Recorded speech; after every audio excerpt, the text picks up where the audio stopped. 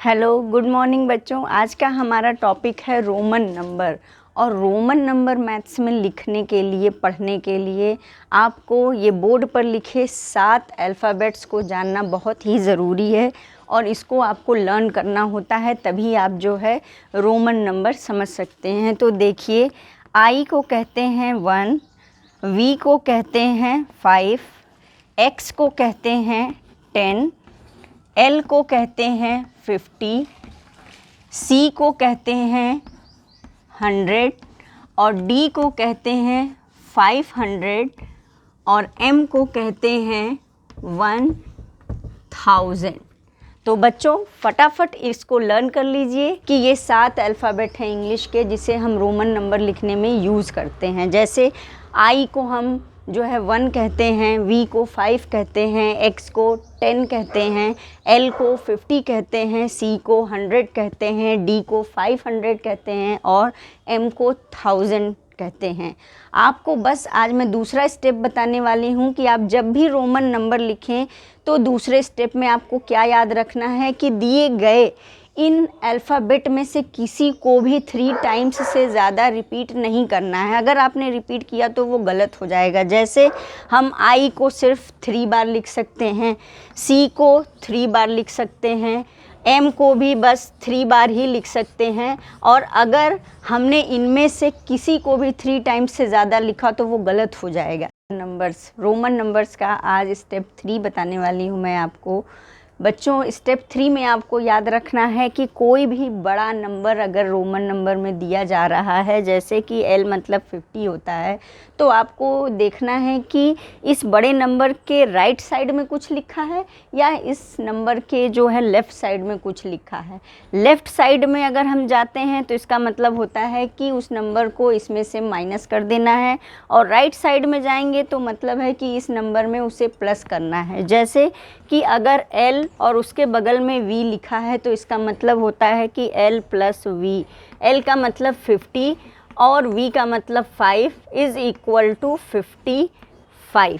बाकी अब एक दूसरा एग्जाम्पल लेते हैं कि जैसे सी का मतलब होता है 100 और आपको अगर सी के बगल में अगर मान लीजिए हमने आई और एक्स लिख दिया तो मतलब कि आपने किधर लिखा है आई और एक्स, राइट साइड में। तो राइट साइड में लिखने का मतलब होता है कि हमको 100 में ये 9 प्लस कर रहे हैं, तो 100 प्लस 9 इज़ इक्वल टू 109। चलिए अब एक और एग्जाम्पल लेते हैं।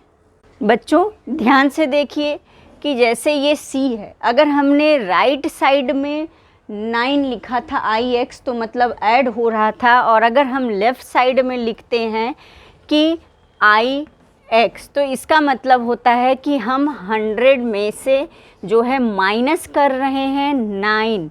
तो 100 में से हम 9 को जब माइनस करेंगे तो आपका आंसर आएगा 91। तो बस आपको यही समझना होता है कि आपने बड़े नंबर के लेफ़्ट साइड में लिखा है तो आपको माइनस करके बताना है, और अगर आपने राइट साइड में लिख दिया तो मतलब कि प्लस करके बताना है। चलिए एक और एग्जाम्पल लेते हैं और देखते हैं।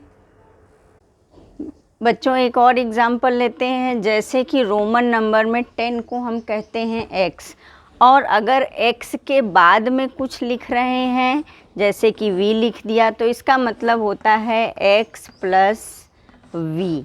और अगर हमने जो है पहले v लिख दिया बाद में x लिखा, यानी कि इसके जो है लेफ़्ट साइड में कोई छोटा नंबर लिख रहे हैं तो इसका मतलब हो गया कि x माइनस 5।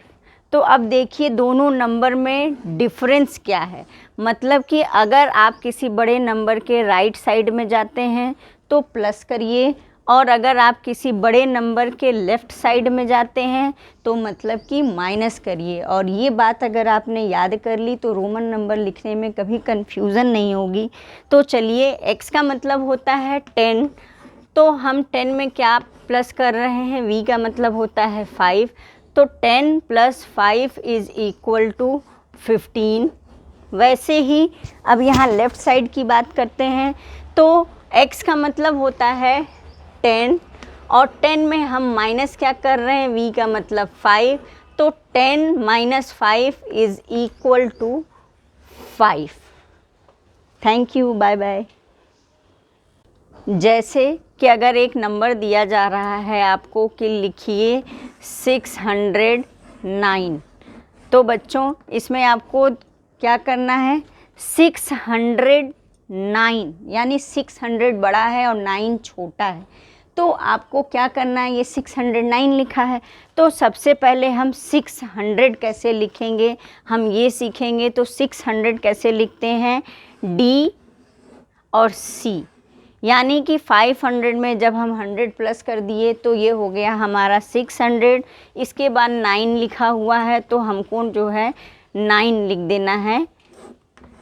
और इसको पढ़ेंगे कैसे, ये हो गया आपका 500 और 500 के राइट साइड में प्लस कर रहे हैं हम 100 और फिर राइट साइड में प्लस कर रहे हैं 9, तो हमारा टोटल हो गया 609।